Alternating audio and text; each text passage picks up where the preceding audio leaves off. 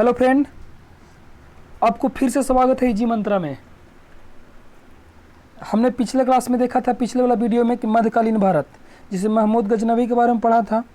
अब यहाँ से महमूद गजनवी के बारे में, उसके बाद मोहम्मद गौरी है, उसके बाद दिल्ली सल्तनत है। इसी तरह से क्रम बाई क्रम चलते रहेंगे और इसका सीरीज जैसे ही पूरा दिल्ली सल्तनत का सीरीज जैसे ही लास्ट होगा, वैसे ही हम आपको ऑब्जेक्टिव कम से कम 150 क्वेश्चन का ऑब्जेक्टिव करवाएंगे इससे रिलेटेड।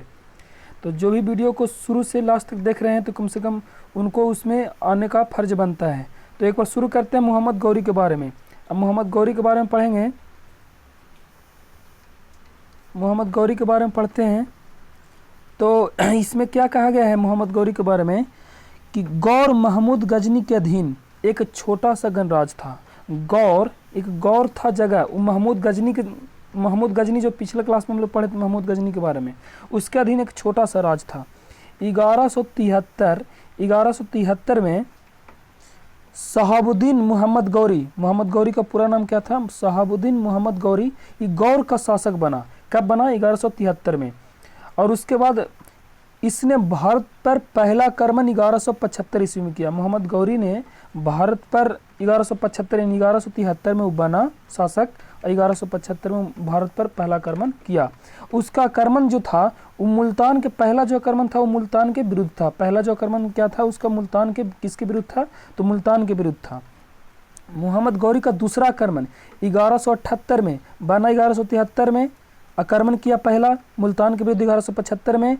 उसके बाद दोबारा आक्रमण किया 1178 में। ये पाटन में किया। पाटन में किया कहाँ? ये पाटन पड़ता है गुजरात में, अभी गुजरात में। यहाँ का शासक भीम द्वितीय ने गौरी को बुरी तरह से परास्त कर दिया। मोहम्मद गौरी को भीम द्वितीय ने वहाँ बुरी तरह से परास्त कर दिया। अब उसके बाद थोड़ा सा मोहम्मद गौरी का महत्वपूर्ण युद्ध है, उसके बारे में थोड़ा सा चर्चा कर लेते हैं कि मोहम्मद गौरी कौन कौन सा युद्ध लड़ा और किसके बीच लड़ा। तो तराइन का प्रथम युद्ध, बहुत ज़्यादा पूछने वाला क्वेश्चन है। तराइन का प्रथम युद्ध कब? 1191। इसमें गौरी और पृथ्वीराज चौहान के बीच हुआ था। गौरी और पृथ्वीराज चौहान के बीच हुआ था। इसमें क्या हुआ कि पृथ्वीराज चौहान विजय हो गया। फिर दोबारा से तराइन का जब द्वितीय युद्ध हुआ, तराइन का द्वितीय युद्ध 1192 में, इसमें गौरी और पृथ्वीराज चौहान के बीच में हुआ। इसमें क्या हुआ कि गौरी विजय हो गया। 1191 में जब वो हारा, फिर 1192 में आया, फिर से दोबारा गौरी और पृथ्वीराज चौहान के बीच हुआ। इसमें गौरी क्या हुआ? विजय हुआ। उसके बाद है चंदवार का युद्ध। क्या है उसके बाद? चंदवार का युद्ध। ये चंदेरी का युद्ध नहीं है, चंदवार का युद्ध 1194 ईस्वी में। ये गौरी और जयचंद के बीच हुआ था। गौरी और जयचंद के बीच। इसमें गौरी क्या हुआ था? विजय हुआ था। गौरी विजय हुआ था। अब जब गौरी विजय हुआ उसके बाद फिर क्या हुआ कि मोहम्मद गौरी भारत के विजित प्रदेशों पर शासन का भार अपने गुलाम सेनापतियों को सौंपते हुए गजनी लौट गया। जब मोहम्मद गौरी भारत में जब प्रदेश को जीता, बहुत सारे प्रदेशों को जीता, उसमें दिल्ली भी है, तो दिल्ली को भी जीता और बहुत सारे 4-5 ऐसा जगह बोले जाते हैं कि मोहम्मद गौरी द्वारा जीता गया, और उस सभी को सेनापति को सौंपते हुए लौट गया। तो मोहम्मद गौरी की हत्या कब हुआ? 15 मार्च 1206 ईस्वी को मोहम्मद गौरी की हत्या हुआ 15 मार्च 1206 ईस्वी में। अब उसी समय जब गौर लौट गया, अपने मतलब देश लौट गया, तो उसमें दिल्ली सल्तनत को, दिल्ली को सौंप दिया गुलाम वंश, मतलब गुलाम वंश जिसको कहें कुतुबुद्दीन ऐबक को सौंप दिया। अब कुतुबुद्दीन ऐबक कौन था? तो मोहम्मद गौरी का गुलाम भी था और उसका सेनापति भी था, इसलिए उसको सौंपा और लौट गया। यहाँ पे लिखा हुआ आपको पहले ही लाइन में बताया कि मोहम्मद गौरी विजित प्रदेशों पर शासन का भार अपने गुलाम सेनापतियों को सौंपते हुए कहाँ लौट गया? वो अपना गजनी लौट गया। अब यहाँ पे थोड़ा सा गुलाम वंश के बारे में थोड़ा चर्चा करते हैं। दिल्ली सल्तनत चला, इसका शासनकाल माना जाता है 1206 से माना जाता है 1526 तक के, 1206 से 1526 तक माना जाता है। अब दिल्ली सल्तनत में पहला जो वंश था वो कौन था? वो गुलाम वंश था। दिल्ली सल्तनत में पहला जो वंश था कौन था? गुलाम वंश। अब गुलाम वंश के बारे में थोड़ा पढ़ते हैं। गुलाम वंश की स्थापना 1206 में कुतुबुद्दीन ऐबक ने किया। वह गौरी का गुलाम था। किसका गुलाम था? वह मोहम्मद गौरी का गुलाम था। कुतुबुद्दीन ऐबक किसका गुलाम था? मोहम्मद गौरी का गुलाम था। यहाँ से समझिए मेरे बात को। गुलाम वंश की स्थापना 1206 में किसने किया? कुतुबुद्दीन ऐबक ने किया। ये किसका गुलाम था? कुतुबुद्दीन ऐबक किसका गुलाम था? ये मोहम्मद गौरी का गुलाम था। गुलामों को फारसी में बंदगा, गुलामों को फारसी में क्या कहते हैं? बंदगा, तथा इनके सैनिक सेवा के लिए खरीदा जाता था। जो गुलाम बनते थे उस समय, तो उसको सैनिक सेवा के लिए खरीदा जाता था, और गुलामों को फारसी में क्या बोलते थे? बंदगा। और कुतुबुद्दीन ऐबक ने अपना राज्याभिषेक 24 जून 1206 को किया। कुतुबुद्दीन ऐबक ने अपना राज्याभिषेक 24 जून 1206 को किया। और कुतुबुद्दीन ऐबक ने अपनी राजधानी कहाँ बनाया था? लाहौर। दिल्ली सल्तनत की राजधानी कुतुबुद्दीन ऐबक ने बनाया था कहाँ? लाहौर बनाया था। और कुतुब मीनार की नींव किसने डाला था? कुतुबुद्दीन ऐबक ने डाला था। कुतुब मीनार के बारे में पूछा है, कुतुब मीनार की नींव किसने डाली? तो कुतुबुद्दीन ऐबक ने डाली। अब थोड़ा सा कुछ महत्वपूर्ण बातें इल्तुतमिश से के द्वारा किए कार्य के थोड़ा सा महत्वपूर्ण जानकारियाँ उसको थोड़ा एक बार देख लेते हैं। पहले ही आप लोग पढ़े कुतुब मीनार का नींव कुतुबुद्दीन ऐबक ने डाला, लेकिन कुतुब मीनार के निर्माण को पूर्ण किसने करवाया? कुतुब मीनार के निर्माण को पूर्ण करवाया इल्तुतमिश ने करवाया। सबसे पहले शुद्ध अरबी सिक्के जारी किए किसने? इल्तुतमिश ने किए। सबसे पहले शुद्ध अरबी सिक्के जारी किए किसने? इल्तुतमिश ने किए। जिसे चांदी का टक्का, चांदी वाला को टक्का कहा जाता था, जितना भी चांदी के सिक्के थे उसको टंका, और तांबे वाला को जित्तल कहा जाता था। तांबे वाला को क्या कहा जाता था? जित्तल कहा जाता था। अब इक्ता प्रणाली बहुत ज़्यादा पूछा था कि इक्ता प्रणाली की शुरुआत किसने किया? तो इल्तुतमिश ने किया। इक्ता प्रणाली की शुरुआत किसने किया? तो इल्तुतमिश ने किया। और 40 गुलामों सरदारों का संगठन, जिसको कहा जाता तुर्कान ए चहलगानी के नाम से जाना जाता था, इसका संगठन किसने कराया? इल्तुतमिश ने कराया। तुर्कान ए चहलगानी या 40 गुलाम सरदारों का संगठन इल्तुतमिश ने करवाया। और सर्वप्रथम दिल्ली के अमीरों का दमन भी करवाया था किसने? इल्तुतमिश ने करवाया था। सर्वप्रथम दिल्ली के जितने भी अमीर लोग थे उन पर कार्रवाई किसने किया था? इल्तुतमिश ने किया था। अब चलते थोड़ा सा आगे। दिल्ली का कुवत उल इस्लाम मस्जिद और अजमेर का 2.5 दिन का झोपड़ा नामक मस्जिद का निर्माण ऐबक ने करवाया था। कुतुबुद्दीन ऐबक ने दिल्ली का कुवत उल इस्लाम मस्जिद बोलेगा या अजमेर में 2.5 दिन का झोपड़ा बोलेगा। ये 2.5 दिन का झोपड़ा नाम इसलिए पड़ा कि बोला जाता है इतिहासकारों द्वारा कि अजमेर में जो पहले कुछ शायद ऐसा ही कुछ मंदिर हुआ करता था, उसमें एक कुतुबुद्दीन ऐबक 2.5 दिनों के लिए रुका था, इसलिए उसको नाम दे दिया 2.5 दिन का झोपड़ा नामक मस्जिद नाम दे दिया। अब उसको थोड़ा सा और आगे चलते हैं।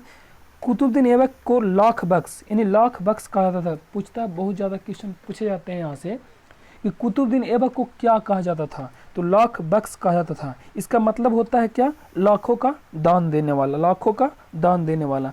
और उसके बाद प्राचीन नालंदा विश्वविद्यालय जो बिहार में पड़ता है, नालंदा जिले में पड़ता है, प्राचीन नालंदा विश्वविद्यालय को ध्वस्त करने वाला ऐबक का सहायक सेनापति बख्तियार खिलजी था। जो नालंदा विश्वविद्यालय को ध्वस्त किसने किया था? तो बख्तियार खिलजी किया था। तो ये कौन था? ऐबक का सहायक सेनापति था। कौन था? ऐबक का सहायक सेनापति था। अब थोड़ा सा आगे पढ़ते हैं। अब ऐबक की मृत्यु कब हुआ बाबू? तो 1210 ईस्वी में चौगान, जिसको अभी बोला जाता है पोलो, चौगान खेलते समय घोड़े से गिर करके इसकी मृत्यु हो गई। कुतुबुद्दीन ऐबक की मृत्यु हुआ 1210 ईस्वी में, चौगान खेलते समय घोड़े से गिर करके मृत्यु हो गया। इसे कहाँ दफनाया गया? लाहौर में दफनाया गया। इसे कहाँ दफनाया गया? लाहौर में दफनाया गया। उसके बाद ऐबक का उत्तराधिकारी कौन हुआ? ऐबक के बाद कौन आया? आराम शाह। और इसको बोला जाता है कि आराम शाह जितना आराम से आया उतना आराम से चला गया, जिसने सिर्फ 8 महीने तक शासन किया। बस सिर्फ 8 महीने तक शासन किया, इसलिए इसको कुछ ज़्यादा जानकारी नहीं है इसके बारे में, बुक में भी आपको नहीं दिया है। अब इसमें आराम शाह की हत्या करके इल्तुतमिश, जब आराम शाह के 8 महीना का शासन था उसको हत्या कर दिया इल्तुतमिश, और उसको 1211 ईस्वी में दिल्ली की गद्दी पर बैठ गया। कौन बैठा? इल्तुतमिश 1211 में दिल्ली की गद्दी पर बैठ गया।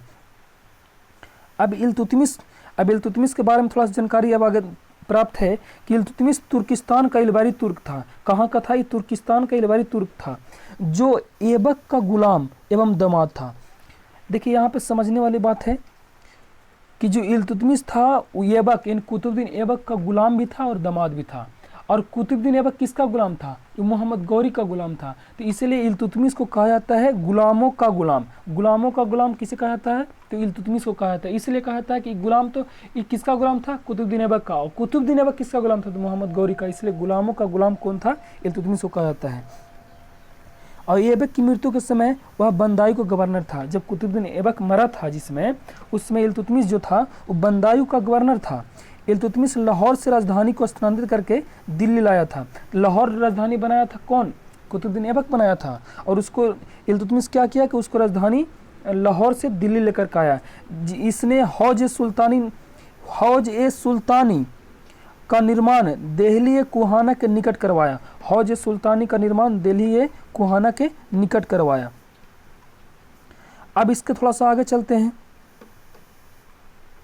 इल्तुतमिश पहला शासक था जिसने 1229 ईस्वी में बगदाद के खलीफा से सुल्तान पद की वैधानिक स्वीकृति प्राप्त किया था। बोला जाता है, आप पहले पढ़े महमूद गजनी के बारे में, उसको बगदाद के खलीफा द्वारा पहला बार सुल्तान की उपाधि मिला था, लेकिन वैधानिक रूप से स्वीकृति मिला था किसको? इल्तुतमिश को मिला था। कब मिला था? तो 1229 में मिला था। अब थोड़ा सा इसके और आगे चलते हैं। इल्तुतमिश की मृत्यु अप्रैल 1236 ईस्वी में हुआ। इल्तुतमिश की मृत्यु बोला जाता है कब हुआ? अप्रैल 1236 ईस्वी में हुआ। चंगेज खां से बचने के लिए ख्वारिज्म के सम्राट जलालुद्दीन इल्तुतमिश ने अपने यहाँ शरण नहीं दिया था। जब 1236 ईस्वी में जब इल्तुतमिश की मृत्यु हुआ तो थोड़ा सा उसके पहले थोड़ा सा चंगेज खां से बचने के लिए जो ख्वारिज्म के जो सम्राट था जलालुद्दीन, ये चंगेज खां से बचने के लिए भागते भागते इल्तुतमिश के शरण में आया था। तो इल्तुतमिश ने कहा कि हम आपको नहीं रख सकते हैं। क्यों? कि चंगेज खां इससे ज़्यादा ही मतलब ताकतवर सेनापति रखा हुआ था, इसलिए अपने यहाँ शरण नहीं दिया, जलालुद्दीन को अपने यहाँ शरण नहीं दिया था। ये बहुत ज़्यादा क्वेश्चन पूछे जाते हैं। अब यहाँ से थोड़ा सा है, इसके बाद इल्तुतमिश के बाद उसका पुत्र रुकनुद्दीन फिरोज गद्दी पर बैठा और वह एक अयोग्य शासक था। मतलब उसके शासक बनने जोग वो नहीं था। कौन? रुकनुद्दीन फिरोज। ये कौन था? इल्तुतमिश का बेटा था।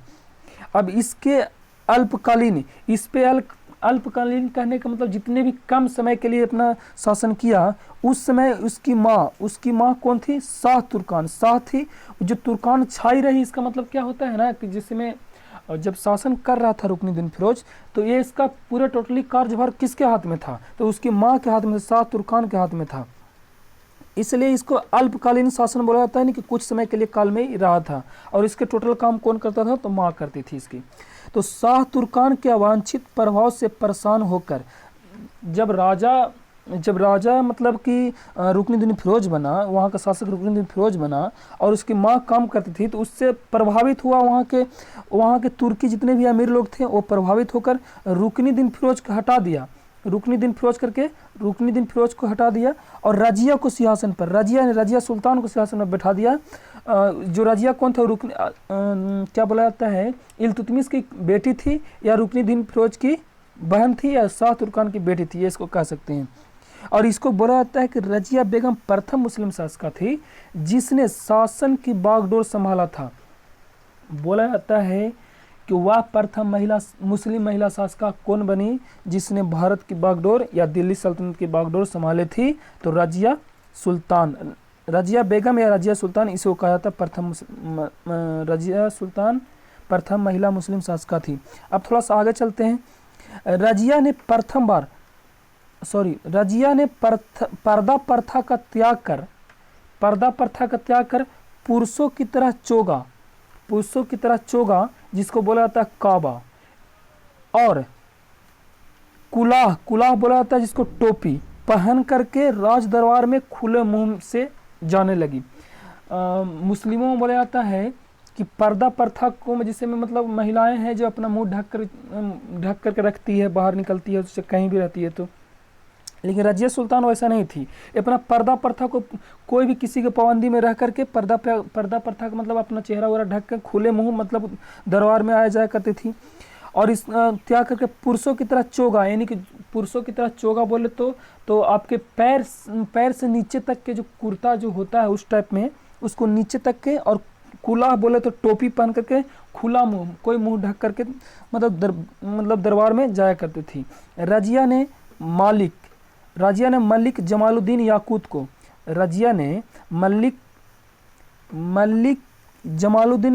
को अमीर अखूर या घोड़े का सरदार नियुक्त किया। किसको? मलिक जमालुद्दीन याकूत को अमीर अखूर या घोड़े का सरदार नियुक्त किया। अब यहाँ पे थोड़ा सा आगे चलते हैं। गैर तुर्कों के सामंत बनाने के लिए रजिया के प्रयासों से तुर्की अमीर विरुद्ध हो गए। जब गैर तुर्कों को सामंत बनाने के लिए रजिया के प्रयासों से तुर्की अमीर क्या हो गए, इसके विरुद्ध हो गए और उसे बंदी बनाकर दिल्ली की गद्दी पर मोइनुद्दीन बहराम शाह को बैठा दिया। बोला जाता है कि जो वहाँ का तुर्की अमीर थे रजिया सुल्तान को हटाया, जल्दी बंदी बनाकर दिल्ली की गद्दी से हटाया और बहराम शाह को गद्दी पर बैठा दिया।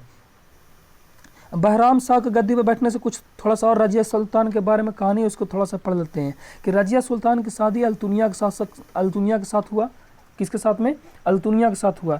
इससे शादी करने के बाद रजिया ने पुनः गद्दी प्राप्त करने का प्रयास किया, लेकिन वह क्या हुआ? असफल रहा। रजिया जब शादी किया अल्तुनिया, वहाँ के जो तुर्की अमीर था वहाँ से हटा दिया गया उसको, रजिया सुल्तान को। और फिर से ही सोचा शादी, अल्तुनिया भटिंडा का शासक था, उसको से सोचा कि शादी करने के बाद हम फिर से दोबारा हम क्या दिल्ली पर आक्रमण करके फिर से गद्दी को प्राप्त कर सकते हैं, लेकिन उन्होंने क्या किया, ऐसा करने में वह सफल रहा। इसके बाद रजिया की हत्या 13 अक्टूबर 1240 को डाकुओं द्वारा कैथल के पास कर दी गई थी। कहा जाता है कि भटिंडा के शासक जब शादी करके लौट रहा था तो कैथल के वन में डाकुओं के द्वारा इसकी हत्या कर दी गई, जिसको फिर उसके बाद फिर बहराम शाह बैठा, लेकिन बहराम शाह भी उतना दिन शासन नहीं कर पाया। बहराम शाह को बंदी बनाकर उसकी हत्या कर दिया गया। कब? 1242 ईस्वी में कर दी गई। बहराम शाह के बाद दिल्ली के सुल्तान बना अलाउद्दीन मसूद शाह। कब बना? जब 1242 में बहराम शाह, तो उसके बाद अलाउद्दीन मसूद शाह 1242 में दिल्ली की गद्दी पर बैठा। अब थोड़ा सा और आगे चलते हैं।